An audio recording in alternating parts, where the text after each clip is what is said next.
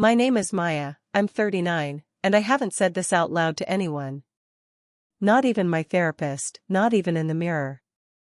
But it's been haunting me, following me into the shower, into bed, into the silences between words. I was talking to my mother, just a casual check-in, nothing important. And while I stood by the window, phone pressed between my shoulder and cheek, I felt his fingers. My stepson's fingers. I know how that sounds. I know how you're probably leaning back right now, squinting at the screen, trying to decide if I'm sick or broken or cruel. I'm not. But this isn't a story about him. Not really. This is a story about me. About how I lost something, or maybe how I gave it away piece by piece, thinking I was holding on. 5 years ago, I would have told you that Julian, my husband, was everything. We met at a wine tasting, both of us pretending we knew the difference between dry and dusty. He made me laugh, loudly, in a room full of quietly nodding adults. I loved that about him, how he didn't care about the script. Our love was full of heat at first. Inappropriate kisses at dinner parties, long showers that turned cold while we lingered in each other, stolen glances like teenagers. I remember how he used to tuck a strand of my hair behind my ear, even in the middle of an argument. Like no matter what, he saw me. But things don't stay soft. Not always. When we moved in together, his son Max came too. Max was 17, all limbs and silence. His mother had passed 3 years before, and the air around him was tight with grief he never named. I never tried to mother him. I just tried to be kind. At first, Julian and I still had our moments. He'd come up behind me while I was cooking and press his lips to my neck, his arms around my waist. But even then, there was a shift, like the affection was less about me and more about claiming something. A hug that felt like a grip. A kiss where his mouth didn't move. And I told myself it was stress.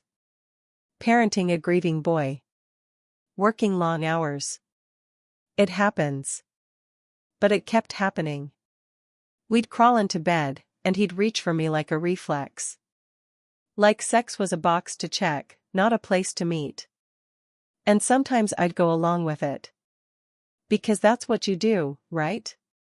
When you love someone. When you don't want to lose them. Other nights, I'd pretend to be asleep. Or say I had a headache. Or pull away just slightly and hope he wouldn't notice. Max started to notice things. Not about us, but about me. He'd linger in the kitchen while I cooked, asking questions about spices or recipes, brushing past me to reach a plate when he didn't need to. I told myself he was being polite. Trying. I never felt scared. Not exactly. But I started to feel watched. Seen in a way Julian had stopped seeing me. Then one afternoon, I was on the phone with my mother, staring out the living room window. She was rambling about hydrangeas. I felt something, fingers brushing the small of my back. Not lingering. Just there. Just enough to make me turn around. Max. He didn't meet my eyes. Just walked past me like nothing had happened.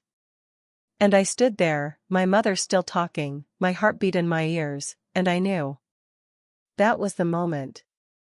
Not because of what Max did, but because I didn't flinch. I didn't yell or push him away or laugh it off. I just stood there, hollow, like a woman who hadn't been touched, really touched, in years. That was the moment I realized I had disappeared. And the part that scares me the most? I didn't even know I was fading. Not until it was already too late. Julian's a trauma surgeon. That should tell you a lot. His mind is a map of emergencies, protocols, damage control. He thrives under pressure, thrives when people bleed, and he's the one who knows what to do. But at home? Where emotions don't come with charts or codes. He's less sure of himself. I remember one night not long after the window moment with Max, maybe a week later. I was washing dishes in the dim yellow kitchen light, half lost in thought. Julian came up behind me and wrapped his arms around me. His hands slid along my hips. He kissed the side of my neck like he used to, but it felt off. Like he was trying to recreate something from memory instead of feeling it with me. "Missed you today," he murmured. I wanted to turn around, to say, "Then talk to me." But instead I said, and kept scrubbing the pan. He didn't pull away. His grip tightened, like he thought if he held me harder I'd soften. "Babe," he said, and there was tension in his voice. "What's going on with you lately? You've been... I don't know. Distant." That made me freeze. Because yes, I had been. But not out of coldness. Out of depletion. Out of constantly giving without being seen. "I'm tired," I said. It was the safest lie I could find. He pulled back, just a bit. Enough for air to wedge between us. "From what? You haven't even been working this week." That landed sharp. He didn't mean it to. But that's the thing about Julian, he doesn't hear what he doesn't want to hear. I turned to face him. "From being ignored," I said. Quiet, but true. He blinked. "Ignored? I touch you every day. I'm always reaching for you." And there it was. The Great Divide. I looked at him, tall, broad-shouldered, still in scrubs with the faint scent of antiseptic, and I realized he really thought that touching me was enough. That sex, or kissing, or brushing past me in the hallway counted as intimacy. "I need more than that, Julian," I said. "You don't ask me how I am anymore." "Not really. You don't notice when I'm sad. You don't listen." He exhaled, frustrated. "I can't read your mind, Maya." "No one's asking you to. I'm asking you to see me. To stop acting like affection is a switch you flip when it's convenient." Silence stretched between us. Then, as if to prove a point, he stepped forward and kissed me. It was long, practiced, the kind of kiss that's supposed to end a fight. But my body didn't react. I felt like a mannequin. He pulled back, looking confused. "Did that not mean anything to you?" And I wanted to scream. Not because he didn't love me. I know he does. But because he's loving me in the way he knows how, with his hands, not his heart. And I needed the opposite. Later that week, we had dinner with Max. Just the three of us. The air between Julian and me was still stiff, but we went through the motions. Pasta, red wine, light conversation. Max was oddly quiet that night. He watched me a little too closely. When I got up to clear the plates, he stood too, reaching to take one from my hands. His fingers brushed mine, and my stomach clenched, not because it was overtly wrong, but because it was intimate. In a way Julian hadn't been in weeks. Julian didn't notice. He was checking his phone. Something about the ER. And as Max carried the plates into the kitchen, I felt the heat of his presence behind me again. A shadow, a question. And I couldn't tell if I was more scared of what Max was starting to feel, or of what I'd allowed myself to stop feeling. Because the more unseen I felt in my marriage, the more visible I became in the wrong places. And that terrified me. Julian came home early on a Wednesday. I was folding laundry in our bedroom, the TV murmuring softly in the background, half watching a cooking show I'd already seen twice. He walked in with that easy smile he saves for off-duty hours, the one that used to melt me.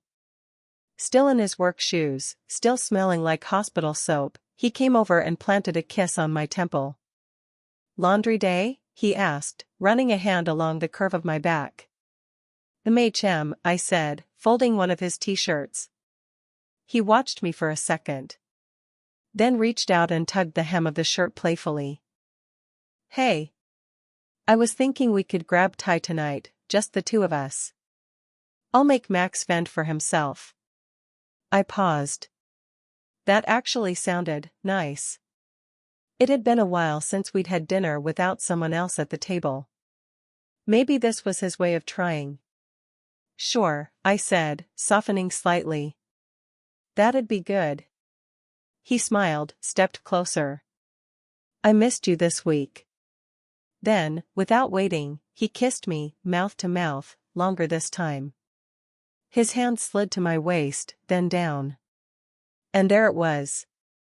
The switch. His palm cupped my ass like it was his favorite button.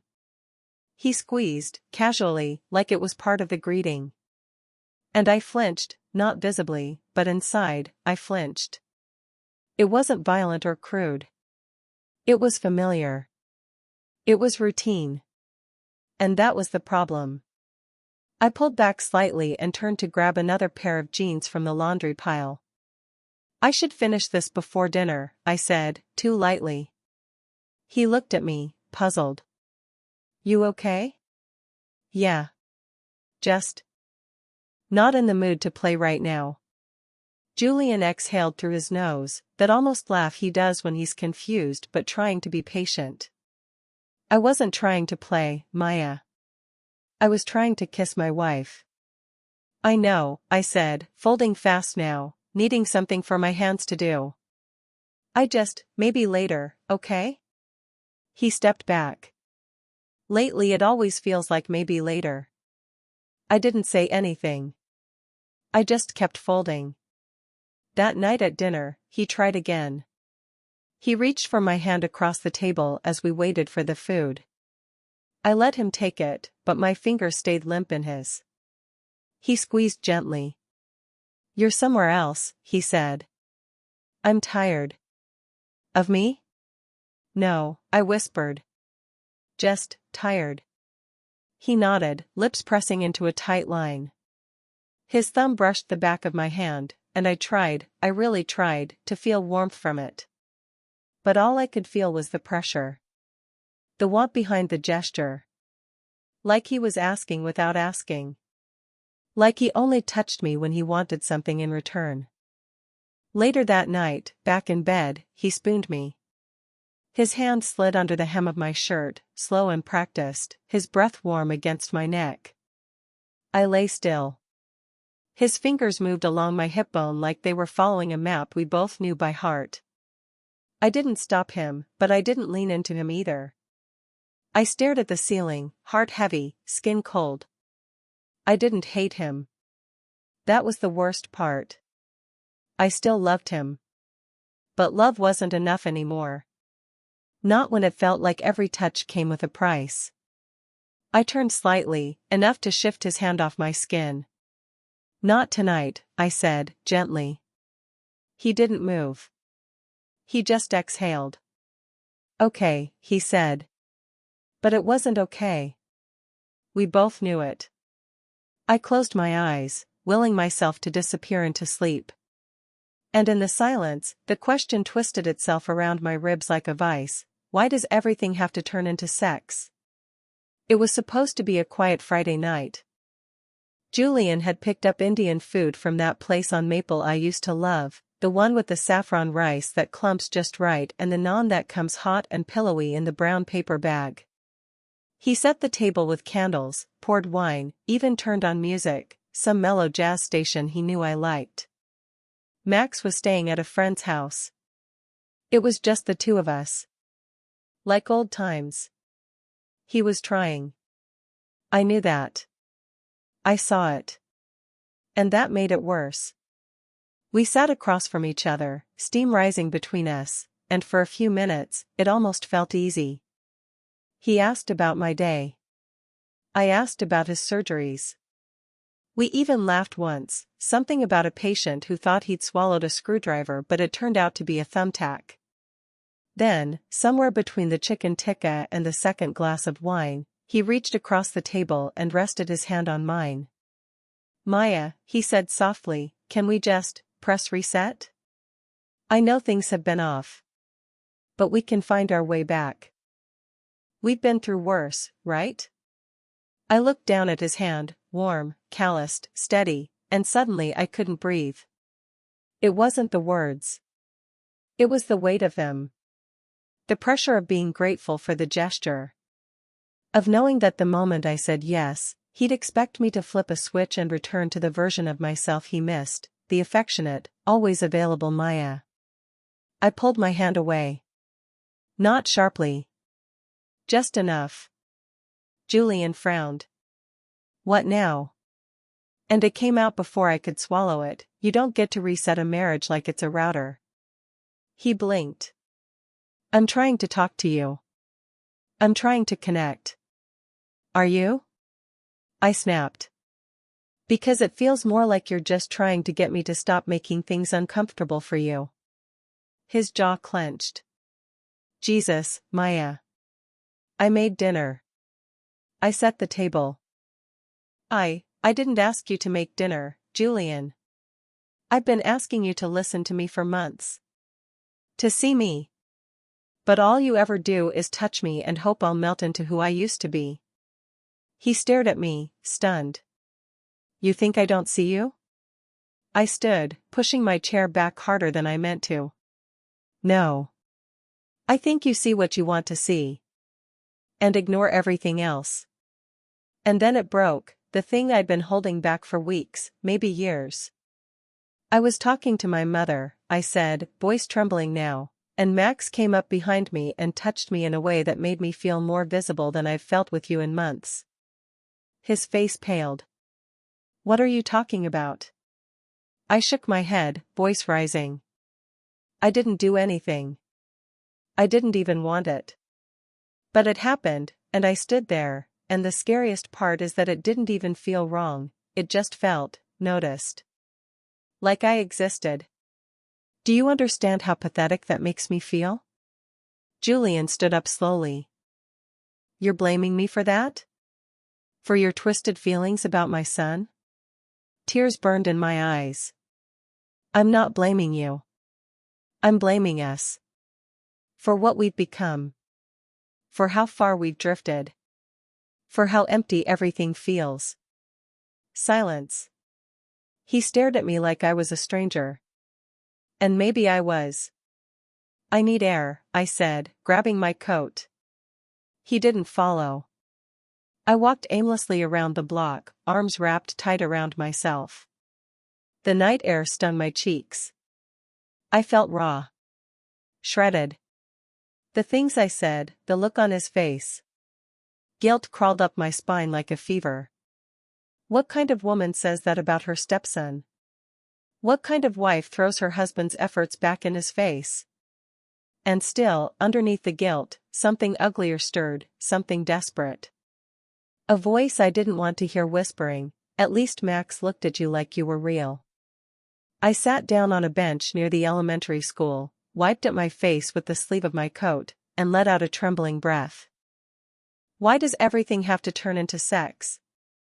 Even pain. Even love. Even loneliness. Days passed. Then a week. Then another. We moved like ghosts through the house, polite, silent, avoiding eye contact unless logistics demanded it. Dinners became separate affairs. I'd find my plate covered in foil on the stove. He'd retreat to the basement to work out or flip through his medical journals, not really reading. We didn't fight. That was almost worse. I missed him. God, I missed him. Not the man who touched me out of habit, or the one who tried to seduce me with routine. I missed the man who once made jokes in the grocery store line, who danced with me in the kitchen barefoot, who kissed my wrist just because it was there. But I didn't know how to reach him anymore. Every attempt felt too small, too late. One morning, I passed him in the hallway. He was buttoning his shirt, looking down, and I almost said something, asked if he wanted coffee, if he'd slept okay. But my mouth stayed closed. He looked up just as I was brushing past him. His eyes caught mine for half a second, and they looked so tired. Not angry. Not bitter. Just defeated. That moment haunted me all day. I thought about how much he carried. The pressure of his job. The quiet grief of losing his first wife. The guilt of parenting a teenager who still barely spoke. And now me. He hadn't said a word about the meltdown. About what I admitted that night, about Max, about how invisible I felt. I wasn't sure if it was repression, or protection, or fear. Maybe all three. He had every reason to be hurt. And he was. I could see it in the way his shoulders slumped when he thought I wasn't looking, or how he'd pause outside the bedroom door like he was waiting for some version of me to return. But I didn't know how to be that version anymore. I sat on the edge of the bed one night after Max had gone upstairs, holding one of Julian's sweatshirts in my lap. It still smelled like him, cedar and antiseptic and that faint hint of aftershave I used to steal just to feel close to him. I thought about apologizing. But I didn't even know what I'd be apologizing for. For wanting more? For wanting less of something else? For the words I couldn't unsay? I closed my eyes and tried to remember the last time we touched, and it felt real.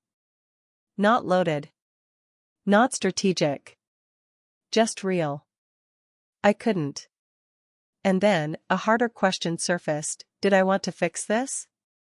Or did I just hate the silence of losing it? That weekend, I found Julian outside, fixing a section of the fence that had been leaning for months.